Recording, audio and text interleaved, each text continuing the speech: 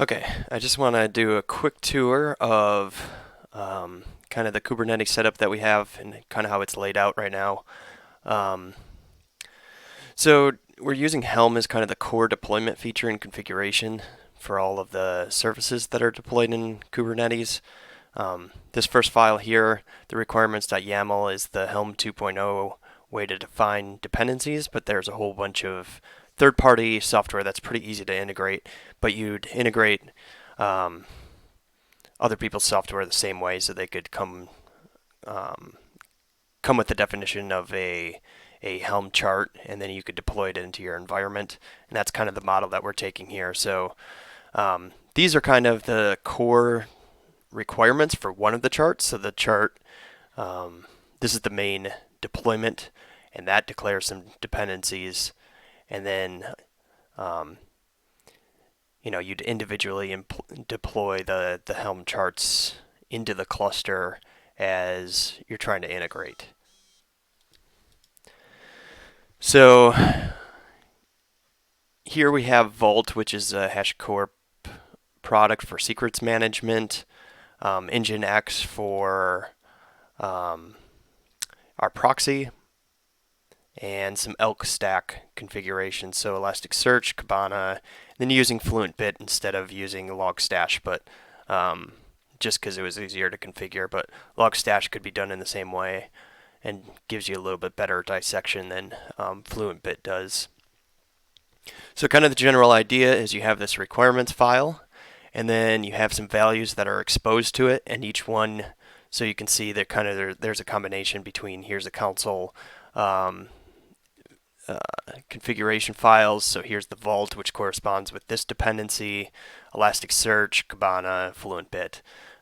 So you bury all your configurations under the heading for the project name or the dependency that you have, and then you can kind of tweak certain parameters for those dependencies. So that's kind of the benefit of Helm as well, is you get these, you kind of expose values out to your integration in that way in these values files. So you get these opportunities to override and expose kind of an API for your deployment. And then you just have, configuration files for your individual chart as well.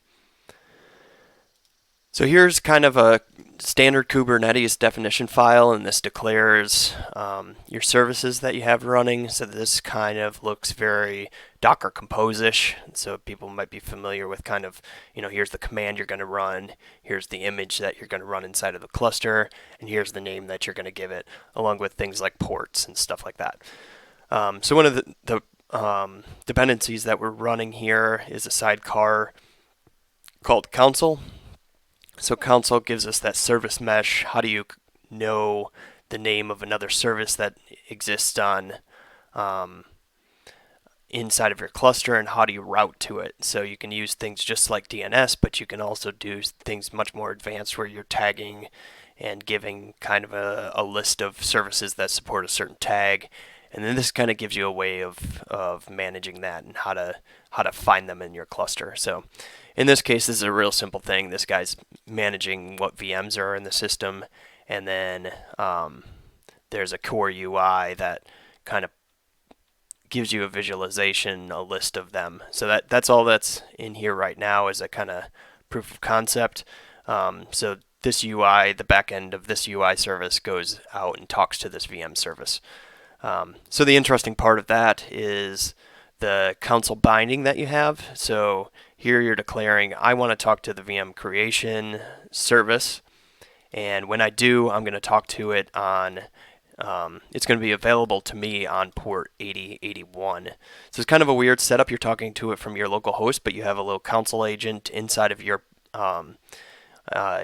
service that then it manages the mutual TLS between the services, and you can provide ACLs that way. So that's kind of the benefit there, is you get a nice naming injection, and then you also get kind of the security of cross-service communication. So what that means is you see how this service, no one's talking to it externally except through this Consul structure.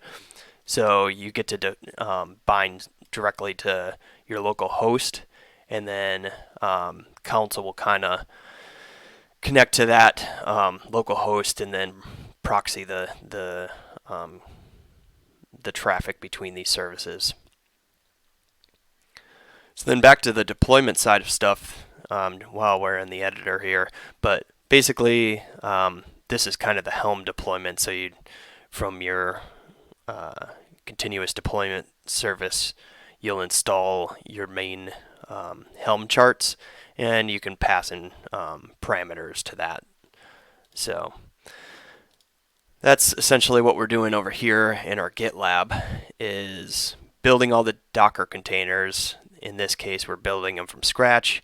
These can go into an Artifactory and trigger a build, and then you just pull those Docker images or make sure that your deployments have access to that repository. So here we're building them, giving them, tagging the Docker images with the version of the hash for the build, and then deploying that to our cluster. So this is just running the Helm deploy. What that gives you is, I guess in this case, we're integrated into Google Cloud just as a platform because it's more free than some of the other ones, and I had some credits on there. But it should translate to any of the Kubernetes implementations that are out there from the major cloud providers. We've done some testing with Azure because we have some credits there as well. So here we have workloads, which are for some reason an alias to what Kubernetes would call pods. So this is the listing of services that we have. We see our core UI and our VM creation and all the dependency deployments as well.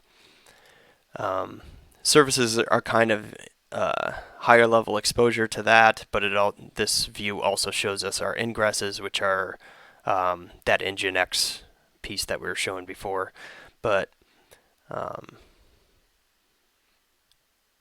yeah, so these are kind of the ones that are available external to the cluster. So if you were running a UI or something, you'll see these. What I was describing before, this one actually likely will not work anymore. So I need to drop that from the ingress because we're only talking on localhost.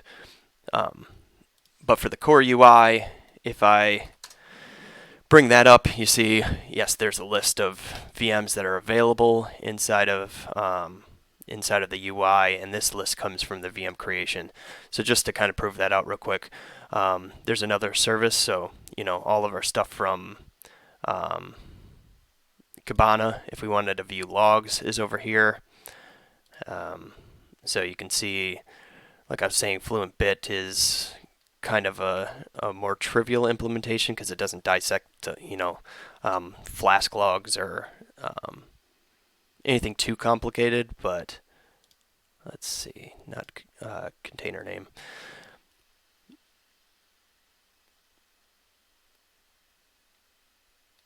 There's too many in there. Let me see.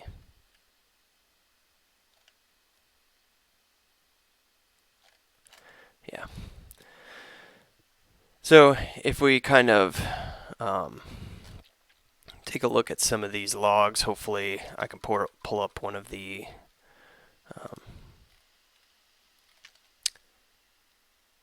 pull up this container. So the container name, if you were to scale, so that's one of the benefits of Kubernetes is you can scale the services. So you could give multiple containers responding to the core UI host and a load balance behind it.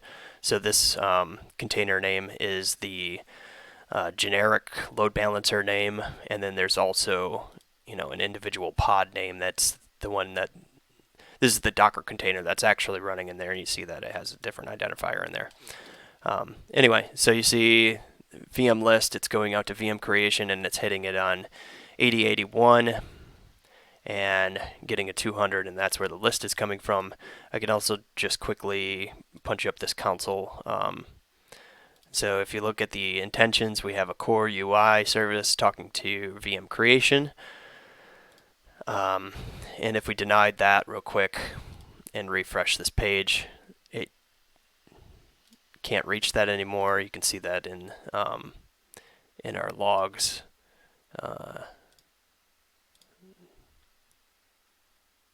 You see the 500 error on the VM list, and it can't reach that. And then we just quickly plop that back to allow,